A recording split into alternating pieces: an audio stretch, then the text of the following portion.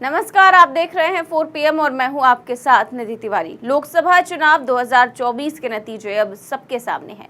विपक्षी पार्टियों के शानदार प्रदर्शन के चलते भाजपा अपने दम पर बहुमत का आंकड़ा पार नहीं कर पाई है। हालांकि एनडीए ने सरकार बना ली है। एनडीए गठबंधन के दम पर बीजेपी ने जो है वो सरकार बना ली है। यही वजह रही कि लोकसभा चुनाव में 17 केंद्रीय मंत्रियों को हार का सामना भी करना पड़ा है। और अब इन्हीं 17 मंत्रियों को लेकर बड़ी खबर आ गई है कि मोदी सरकार ने लोकसभा चुनाव हारने वाले 17 केंद्रीय मंत्रियों को सरकारी बंगला खाली करने का आदेश जारी कर दिया है। इस नोटिस में कहा गया है कि उन्हें 1 महीने में सरकारी घर खाली करना होगा। पूर्व सांसदों को 5 जुलाई और पूर्व मंत्रियों को 11 जुलाई तक सरकारी बंगला खाली करना होगा।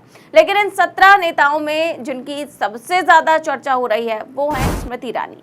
स्मृति ईरानी क्योंकि मोदी सरकार के 2 टर्म में ताकतवर मंत्री रही हैं। स्मृति ईरानी को अमेठी में इस बार किशोरी लाल शर्मा से हार का सामना करना पड़ा है। और वो स्मृति ईरानी जो रात दिन गांधी परिवार को ट्रोल करती रहती थी, राहुल गांधी का मजाक बनाती थी, किशोरी लाल शर्मा को कांग्रेस का नौकर बताती थी, सोनिया गांधी का मैनेजर कहती थी और पता नहीं क्या क्या कहकर पुकारती रहती थी। और उन्होंने ही, किशोरी लाल शर्मा ने ही स्मृति ईरानी को 1.5 लाख वोटों से हराकर करारी शिकस्त दी और एक रिकॉर्ड अपने नाम कर लिया। और अब उन्हें अपना सरकारी बंगला खाली करना पड़ेगा। इसीलिए अब लोग इस पर कई तरह की टिप्पणी भी कर रहे हैं क्योंकि स्मृति ईरानी अपने बड़बोलेपन के लिए जानी जाती हैं और इस चुनाव में भी उन्होंने काफ़ी ज़्यादा ऐसी बयानबाजियां की हैं जिसको लेकर अक्सर उनको लेकर ट्रोल किया जाता था, लेकिन वो उसके बाद भी बाज नहीं आती थी और बार बार वही चीज़ें रिपीट करती थी। ऐसे में एक यूज़र ने लिखा कि वो कहते हैं ना कि दुनिया गोल है, जैसा करते हो वही एक दिन आपके पास लौट कर आता है। तारीख थी 28 मार्च 2023। राहुल गांधी की संसद सदस्यता जा चुकी थी और उनसे महज कुछ दिन के भीतर ही उनका बंगला खाली कराया जा रहा था। तब स्मृति ईरानी ने कहा था कि वो घर भारत के लोगों का है, न कि राहुल गांधी का।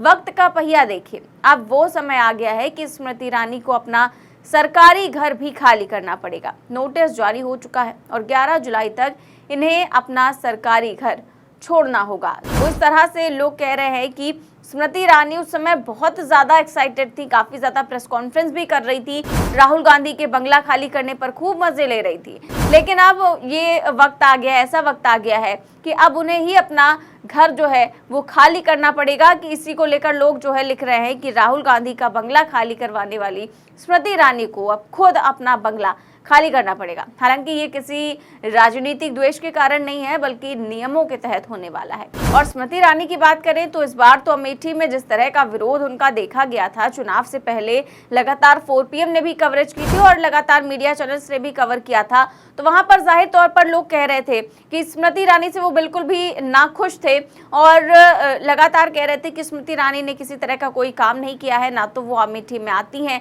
केवल चुनाव के वक्त दिखाई देती हैं। चुनाव के वक्त उन्होंने अपना गृह प्रवेश भी कर लिया था, अमेठी में अपना घर भी बना लिया था, तमाम तिकड़म किए, तमाम जतन किए, तमाम वादे किए, दावे किए, लेकिन इसके बाद भी अमेठी की जनता ने उनकी बात नहीं मानी और आखिरकार किशोरी लाल शर्मा की मेहनत रंग लाई और उन्होंने 1.5 लाख वोटों से स्मृति ईरानी को हरा दिया। और अब स्मृति ईरानी को अपना बंगला खाली करना होगा। वहीं सिर्फ स्मृति ईरानी नहीं बल्कि बड़ी तादाद में हारे हुए सांसदों और मंत्रियों को अपने सरकारी बंगले से हाथ धोना पड़ेगा। चुनाव में हार झेलने वाले मोदी सरकार 2.0 के पूर्व मंत्रियों को अब दिल्ली में अपना सरकारी बंगला खाली करना होगा।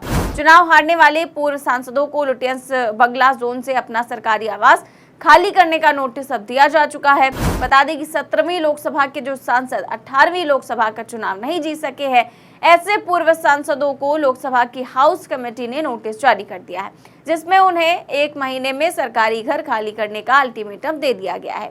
पूर्व सांसदों को 5 जुलाई और पूर्व मंत्रियों को 11 जुलाई तक सरकारी बंगला खाली करने के लिए कह दिया गया है। बता दें कि लोकसभा चुनाव में मोदी सरकार 2.0 के 17 केंद्रीय मंत्रियों को हार का सामना करना पड़ा था। मंत्रियों के पास 11 जुलाई तक बंगला खाली करने का वक्त है और सभी को बाकायदा नोटिस जारी कर दिए गए हैं।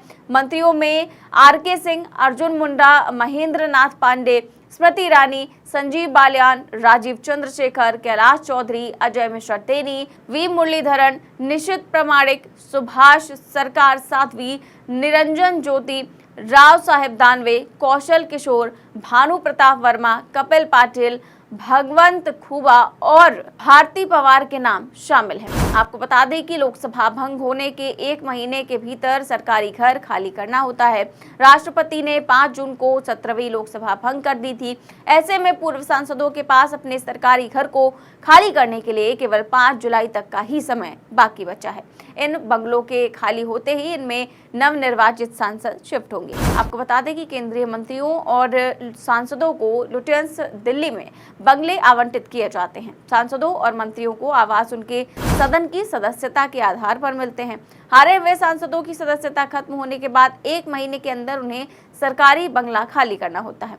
बता दें कि प्रधानमंत्री मोदी के नेतृत्व में नई सरकार बन चुकी है। अब 24 जुलाई को 18वीं लोकसभा के लिए सभी जीते हुए सांसद लोकसभा में शपथ लेंगे, जिसमें कई पुराने चेहरों के साथ साथ नए चेहरे भी शामिल होंगे। और पहले से सांसदों के तो आवास बरकरार रहेंगे, लेकिन जो पहली बार सांसद बने हैं उन्हें नए सरकारी बंगले आवंटित किए जाएंगे। इसके साथ ही स्मृति ईरानी समेत लोकसभा चुनाव हार चुके सांसदों को और मंत्रियों को अपना आवास छोड़ना होगा। बता दें कि केंद्रीय मंत्रियों और सांसदों को लुटियंस दिल्ली में बंगले आवंटित किए जाते हैं। ऐसे में सरकारी बंगला खाली करने के लिए सांसदों और मंत्रियों के लिए डायरेक्टर ऑफ स्टेट ने नोटिस जारी कर दिया है, यानी कि 18 जुलाई तक स्मृति ईरानी समेत तमाम हारे हुए मंत्री और सांसदों को अपना बंगला खाली करना होगा। फिलहाल सरकार तो बन गई है एनडीए की, लेकिन इसके बाद भी कई सारी जो तमाम खबरें हैं वो लगातार सामने आ रही हैं। अब 24 जून को जो है संसद का सत्र शुरू होगा और इसके बाद शपथ ग्रहण होगा। 26 जून को जो है लोकसभा के स्पीकर का चुनाव होगा। तो तमाम तरह की खबरें इसको भी लेकर चल रही हैं कि क्या कुछ होगा, कौन लोकसभा स्पीकर चुना जाएगा। इसके साथ ही साथ लगातार नीतीश कुमार और चंद्रबाबू नायडू के नाराज होने की खबरें भी सामने आ रही हैं। और वहीं पर राहुल गांधी दावा कर रहे हैं कि एनडीए के कई सहयोगी हमारे संपर्क में हैं और इसी तरह के दावे जो है विपक्ष द्वारा, सत्ता पक्ष द्वारा लगातार किए जा रहे हैं। तो देखते हैं कि आगे क्या कुछ होता है। फिलहाल इन मंत्रियों और सांसदों को घर खाली करना है। इस खबर में बस इतना ही। देश और दुनिया की तमाम बड़ी खबरें जानने के लिए देखते रहिए 4 PM न्यूज नेटवर्क। नमस्कार।